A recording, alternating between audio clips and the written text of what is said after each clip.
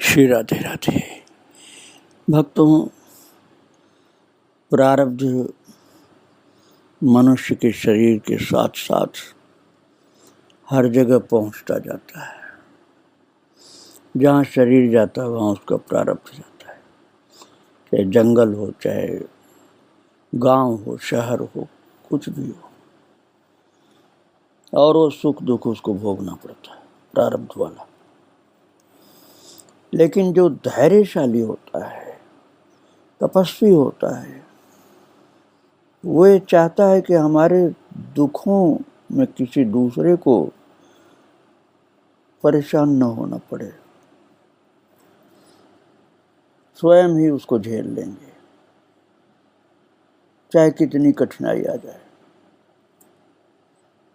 कल आप श्रवण कर रहे थे, पूज्य श्री उड़िया बाबा जी महाराज जब नैष्ठिक ब्रह्मचर्य की दीक्षा लेकर के सिद्ध योगियों की खोज के लिए चले हैं, तो किसी गृहस्थ के यहाँ एक दिन रुके थे और वहीं पर उनको लगा कि दस्त चालू हो गया, हैजा हो गया था उनको,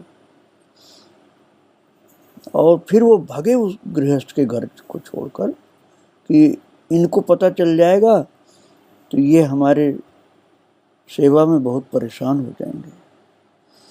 और महाराज वो जा करके एक नहर के किनारे भागते भागते पहुंच गए, गिरते पड़ते नहर किनारे पड़ गए। दस्तों की भरमार थी, चेतना लुप्त हो गई थी, यहाँ तक खड़े होने की शक्ति नहीं थी, गिर गए और चेतना भी लुप्त हो गई। ऐसी दुर्दशा में पूरा दिन बीत गया, रात भी बीत गई। अर्धरात्रि के पश्चात कुछ लोग उधर से निकले, और बिल्कुल अपरिचित लोग। अब ये भगवान की व्यवस्था थी भक्तों कि उनको नहर में नहला धुलाकर, उनके कपड़े धोकर प्रभु की कृपा से चेत कराया। उनको अचेत पड़ गए थे वो तो। अब उस समय अस्पताल थोड़े कहीं मिल सकते थे, वो तो तपस्वी थे, जंगल में थे। आज तो अस्पताल की शरण लेनी पड़ती है। और जब उड़िया बाबा को कुछ होश आना शुरू हुआ, बेहोश पड़े हुए थे, अब कुछ होश आना शुरू हुआ, तो जो सेवा कराए थे, नहर में नहला धुला कर सफाई कराए थे, वो लोग इनके होश में आना शुरू होने ठीक पहले ही ये सेवा करने वाले लोग चले गए, जिससे इनको आभार न मानना पड़े कि हमारी बड़ी सेवा आप लोगों ने किया है। तो अपने को बिल्कुल गुप्त रखने के लिए वो लोग चले गए। और कौन थे ठाकुर जी जान। इस घटना से उड़िया बाबा ने उस अवस्था में भी दिखला दिया था कि सच्चे स्वावलंबी तपस्वी का हृदय कैसा होता है, जो दूसरे को कष्ट नहीं देना चाहता, स्वयं कष्ट भोग लेता है। वास्तव में स्वधर्म के लिए प्रसन्नता से कष्ट सहन करना भी तप होता है। और तितिक्षा होती है। ये स्वयं दिखला दिया महाराज जी ने। भगवान ने भी सब प्रकार की सेवा करवा दी उनकी, और परिचय होने से पहले प्रस्थान करने की प्रेरणा कर दी। तो सेवा करने वाले चले गए, और दूसरे दिन सूखे वस्त्र पहन करके, दुर्बलता की परवाह न करके धीरे धीरे धीरे बस्ती में गए और भिक्षा में कुछ दही खाया। उससे थोड़ी सी स्फूर्ति और बल का संचार हुआ। इससे आत्मविश्वास आत्मनिर्भरता ये महाराज प्रकट हुआ। शरीर पानी के बुलबुले के समान है, बात समझ में आ गई। ये भी समझ में आ गई बात कि ये मलमूत्र से भरा रहता है, और मलमूत्र छूटा और ये मरा। ऐसे धोखेबाज पर क्या विश्वास करना। एक एक श्वास का मोल तीनों लोक है, ढील नहीं करनी चाहिए। वर्तमान में वर्तना ही वास्तविक वीरता है, क्योंकि वर्तमान ही जीवन है। और जब चलने फिरने लायक हो गए तब फिर चले हैं मैमनसिंह नाम की जगह पर पहुंचे, और वहाँ जो इनसे मिलता था तो उससे यही पूछते थे कि कोई सिद्ध योगी हूँ तो कहीं बताओ।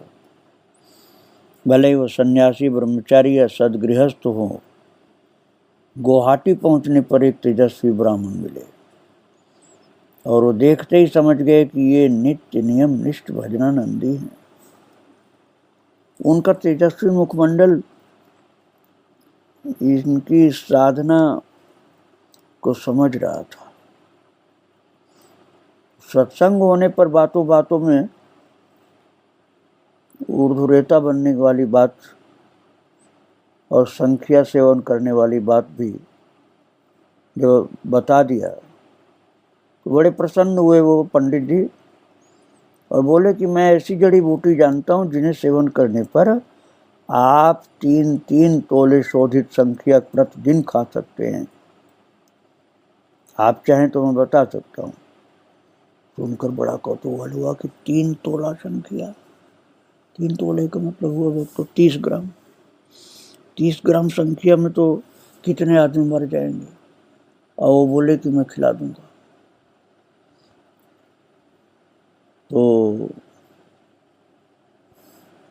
उड़िया बाबा ने सोचा इनसे जड़ी बूटी वो लूं कि नहीं। एकांत में विचार करने पर सोचा यदि मैं ऐसी जड़ी बूटी का सेवन करूंगा तो मेरी इच्छा लोगों में एक चमत्कार दिखाने की होगी, और प्रदर्शन से अपनी शक्ति पर गर्व होगा। इससे प्रतिष्ठा बढ़ेगी। फिर ये प्रतिष्ठा हमें अपने लक्ष्य से च्युत कर सकती है। कीर्ति और प्रतिष्ठा आध्यात्मिक जीवन में रुकावट है, जीवन की सफलता में रोड़े हैं, ये भावाटवी में अटकाते हैं। इस प्रकार अंतःकरण में जो वैराग्य था उड़िया बाबा के, वो सतर्क कर दिया कि नहीं, कीर्ति वाली कोई चीज हमको इकट्ठा नहीं करनी। और आध्यात्मिक क्षेत्र में स्वतंत्र विचरने लगे और अनुभवगम्य आध्यात्मिक रस के अनुसंधान में लग गए। तो हरि बाबा की भी दृष्टि नीचे रहती थी, जो उड़िया बाबा के मित्र बनते हैं बाद में, और ऐसे उड़िया बाबा की भी दृष्टि नीचे रहती थी। उस समय, जिस समय की बात मैं सुना रहा हूँ, उस समय सर्वदा नीचे की ओर दृष्टि रखते थे, और सिर की जटाएं बढ़ करके घुटने के नीचे पहुंच गई थी। अब जैसे जैसे उम्र बढ़ रही थी, साधन की लगन, वैराग्य, तितिक्षा, उपरति, ये सब भी बढ़ता जा रहा था। महाराज जी का शरीर थोड़ा सा भी आलस्य नहीं कभी आता था। तेजोमय शरीर से और ज्यादा जैसे तेज ही प्रकट हो रहा था। मुखमंडल पर सिंदूर की जैसी लालिमा सी दिखलाई पड़ने लग जाती थी, और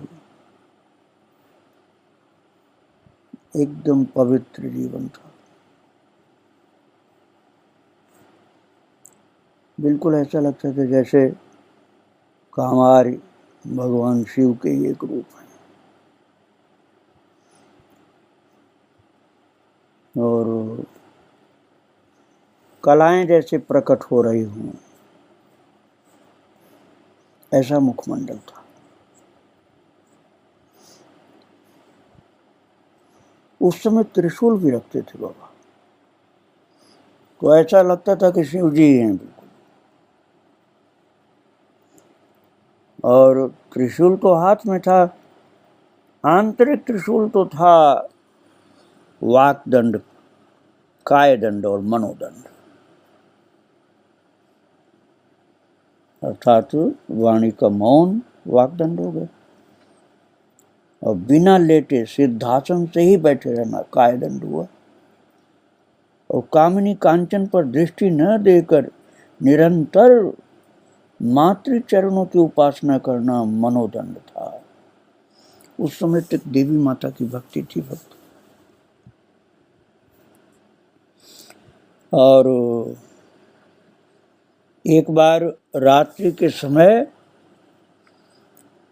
गोआलंद बाजार से जा रहे थे, चलते चलते रास्ता भूल करके एक गली में घुस गए। नई जगह थी, रात्रि का समय था, तो किससे पूछें।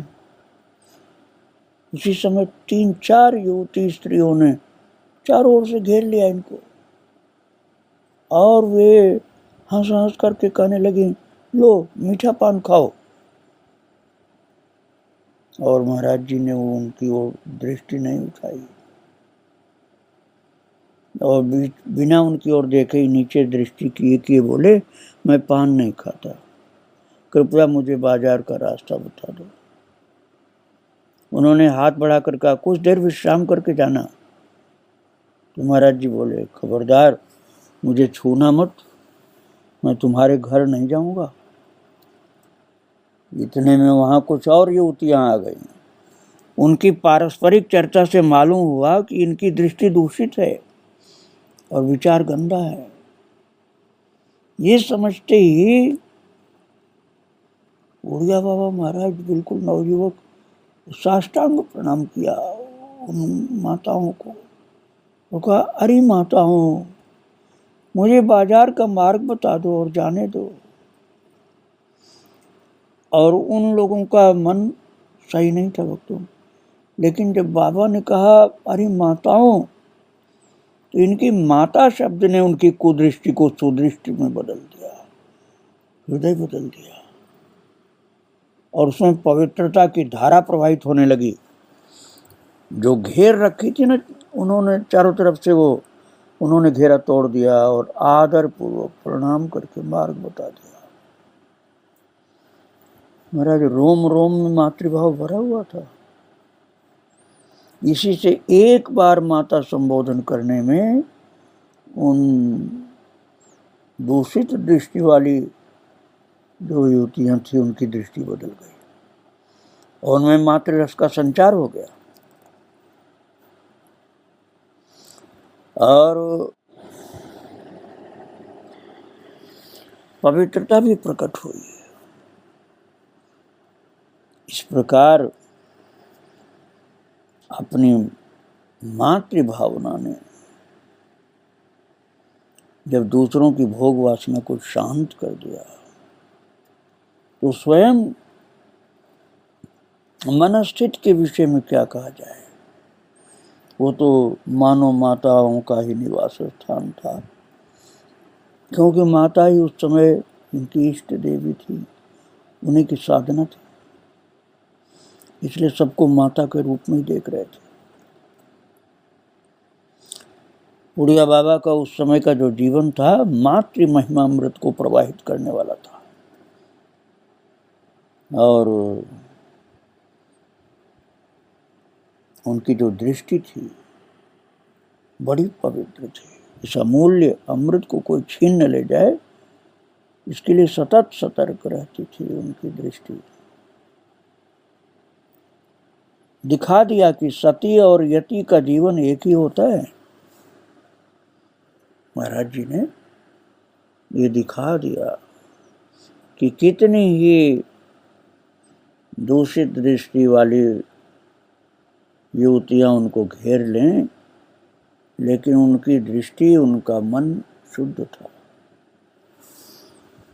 उन्होंने ये दिखला दिया कि एक जैसे महान सती होती है ऐसे एक यति होता है। ऐसा पवित्र था जीवन महाराज जी का। नैष्ठिक ब्रह्मचर्य का व्रत धारण किए हुए उस समय उड़िया बाबा जप और ध्यान पर निरंतर जोर रखते थे। जप भी चालू रहता था, ध्यान भी लगा रहता था, ध्यान सहित जप रहता था उनका। क्योंकि ध्यान सहित जो जप होता है ना, वो बुद्धि को बहुत जल्दी पवित्र करता है और वो बुद्धि निवृत्ति की ओर ले जाती है।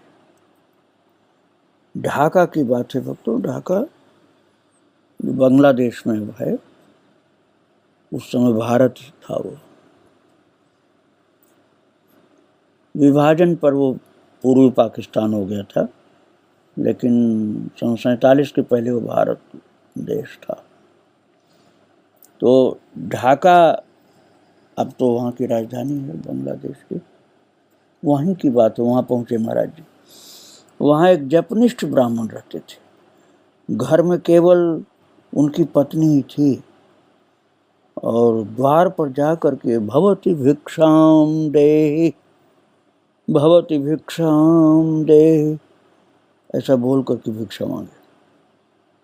पंडितानी ने कहा हाथ खाली नहीं है। इतने में पंडित जी की दृष्टि पड़ी महाराज जी के ऊपर, और फिर उनको देखते ही बोले श्लोक, अतिथि बलिकश्चैव राजा भार्या तथैव च, अस्ति नास्ति न जानाति देहि देहि पुनः पुनः। अर्थात अतिथि, बालक, राजा और पत्नी ये नहीं जानते हैं कि इनके पास है या नहीं कुछ। वो बार बार मांगते रहते हैं और उनको देते ही रहना चाहिए, अतिथि को भी बालक को भी। तो महाराज ये अतिथि भिक्षुक के रूप में थे, भिक्षा लेने आए थे। संकेत था कि मैं भिक्षा लेना चाहता हूँ, इसलिए आप दीजिए। पंडितानी विदुषी थी, समझ लिया कि भिक्षुक को खाली हाथ नहीं लौटाना चाहिए, अतः भिक्षा दे करके अपना धर्म पालन किया। और भक्तों, जो पंडितानी थी जिनके घर भिक्षा ले रहे थे महाराज जी, उन्होंने जब भिक्षा दे दिया तो घर के जो पंडित जी महाराज थे, भिक्षा देने वाली के पतिदेव, वो मिले उड़िया बाबा से, और उनके मुखारबिंद पर तेज झलक रहा था। जो नित्य नियम से जप करते हैं उनका मुखमंडल स्वभाव से ही तेजोमय होता है, शांत, संयत और चंचलता शून्य थी। जप में इस प्रकार संलग्न रहते थे जैसे व्यापारी लोग धनार्जन में संलग्न रहते। उनमें क्रोध नाम मात्र को भी नहीं था। वे कहते थे कि एक दिन के क्रोध से एक महीने का भजन नष्ट हो जाता है, इससे श्वास का भी सबसे अधिक क्षय होता है, जो कि वास्तव में जीवन है। अतः इस आयु और भजन नष्ट करने वाली क्रोध की वृत्ति से बहुत दूर रहना चाहिए। पंडित जी महाराज जी के तेज जप, निष्ठा और सरलता से बहुत प्रभावित हुए और बड़ी विनती करके अपने घर रोका कि महाराज जी थोड़ा आप यहाँ रुकिए। उनका प्रेमाग्रह स्वीकार करके, उनका भक्ति भाव देख करके पूज्य श्री उड़िया बाबा 1 महीना वहाँ ठहर गए। और जब से एक दो पवित्र संस्कार हुआ था, महाराज वो नैष्ठिक ब्रह्मचर्य की जो दीक्षा लिए थे, तब से कम 1000 गायत्री का नित्य प्रति जप करते थे और ब्रह्म मुहूर्त में उठ जाते थे और नित्य कर्म और संध्योपासना से निवृत्त होकर के फिर एक आसन से बैठ करके गायत्री जप करते थे। जब जो था बहुत सावधानी के साथ होता था। दर्शन की विशेष लालसा नहीं थी, जप में निरंतर रसानुभूति होती थी और उसे बढ़ाते रहने का प्रलोभन रहता था कि और करेंगे और करेंगे। और वर्षों तक सत्कार पूर्वक लगातार जप चलता रहा, कभी एक दिन के लिए भी साधन नहीं छूटा। महाराज जी का विचार था कि एक दिन का नियमित जप छूटने से 8 दिन का वजन नष्ट होता है। अतः नियम निष्ठा में कभी प्रमाद नहीं करते थे। कभी प्रमाद को ही मृत्यु ही मान लेते थे, नहीं, प्रमाद तो मृत्यु है, प्रमादो है मृत्यु। इस प्रकार दीर्घ काल तक नियमित जप करने से अनेकों अद्भुत चमत्कार हुए। महाराज जी बताते थे उड़िया बाबा कि मैं बंद कमरे में जप करता था, परंतु आश्चर्य की बात यह कि मुझे ऐसा अनुभव होता था कि कमरे की दीवारें नहीं है, दीवार एक भी नहीं है कमरे में, खुला हुआ मैदान है। बाहर का दृश्य दिखाई देने लगता था और दूर देश के दृश्य भी सामने आ जाते थे। इसी प्रकार दूर के शब्द भी सुनाई पड़ने लगते थे, बहुत बहुत दूर के शब्द सुनाई पड़ जाते थे। दृष्टि इतनी सूक्ष्म हो गई कि सूक्ष्म दृश्य सृष्टियां भी भासने लगी, सृष्टि के सूक्ष्म सूक्ष्म स्वरूप भी दिखलाई पड़ने लगे और सूक्ष्म देह में स्थिति भी हो गई। इस प्रकार अनुभूतियां होने से जप में लगन और सतर्कता और भी बढ़ गई। और भक्तों, फिर आगे चल के एक सिद्ध से भेंट भी हुई। बात यह है भक्तों की परीक्षा भी ठाकुर जी लेते हैं। अच्छे साधक की परीक्षा ली जाती है, सामान्य की परीक्षा कौन करे? अच्छे साधक की परीक्षा ली जाती है। और अनुभूति रस में छके चलते चलते गारो पर्वत पर पहुंचे। वहां सुना कि यहाँ ऐसे लोग हैं जिन्होंने साबर मंत्र सिद्ध किए हुए, वे अपने संकल्प से वृक्षों को उड़ा करके अन्यत्र ले जाते हैं। और फिर ऐसे सिद्धों की खोज की महाराज जी ने। एक ऐसा व्यक्ति मिला जिसकी सिद्धि में विश्वास भी हुआ। महाराज जी ने उससे कहा कि मुझे वो मंत्र और उनकी जप विधि बताओ जिससे मैं भी ऐसी सिद्धि प्राप्त कर लूँ। उसने कहा, जो व्यक्ति मेरी पुत्री से विवाह करेगा उसे ही दहेज में वो विद्या दूंगा, हर किसी को नहीं दे सकता हूँ। आप यदि इसके लिए तैयार हों, अर्थात मेरी पुत्री से विवाह करने को आप तैयार हों, तो मैं आपको विद्या दे सकता हूँ। तो महाराज जी यद्यपि विद्या तो चाहते थे वो, लेकिन फिर ठंडे हृदय से विचार किया, हाय, सिद्धि के लिए विवाह, सिद्धि पाने के लिए मुझे विवाह करना पड़ेगा। बाबा, ऐसी सिद्धि हमें नहीं चाहिए, ये तो धोखा है, प्रलोभन में फंसना है। विवाह का अर्थ है, अब मैं आप सबके लिए नहीं कह रहा हूँ, उड़िया बाबा के विचार की बात आपको बता रहा हूँ। उड़िया बाबा ने विचार किया कि विवाह का अर्थ है सर्वनाश। मैं भूल कर भी इस चक्कर में नहीं पड़ सकता। शास्त्रीय पद्धति से अपनी जो साधना चल रही वही ठीक है। मैं शास्त्रीय विधि को छोड़कर मनमाने रूप से प्रलोभन में नहीं पड़ूंगा। मैंने गुरुदेव के सामने आजन्म ब्रह्मचर्य का भीष्म व्रत लिया है, मैं उसे कदापि खंडित नहीं करूंगा। मुझे ऐसी सिद्धि नहीं चाहिए। इस प्रकार पुत्री और सिद्धि देने को उसने कहा था, जो महाराज जी ने वो दोनों ही त्याग दिया। न सिद्धि चाहिए न उसकी पुत्री चाहिए।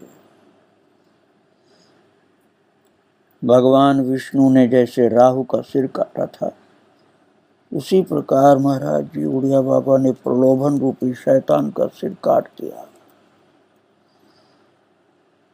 जो विवाह का प्रस्ताव था उसको भी त्याग दिया, और हमें वो सिद्धि भी नहीं चाहिए जो विवाह के पश्चात मिलने वाली थी, वो भी त्याग दिया।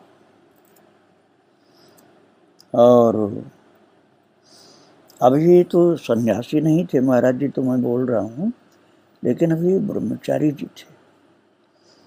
तो ब्रह्मचारी जी थे, बाद में सन्यासी बनेंगे उड़िया बाबा, बाद में नाम पड़ेगा।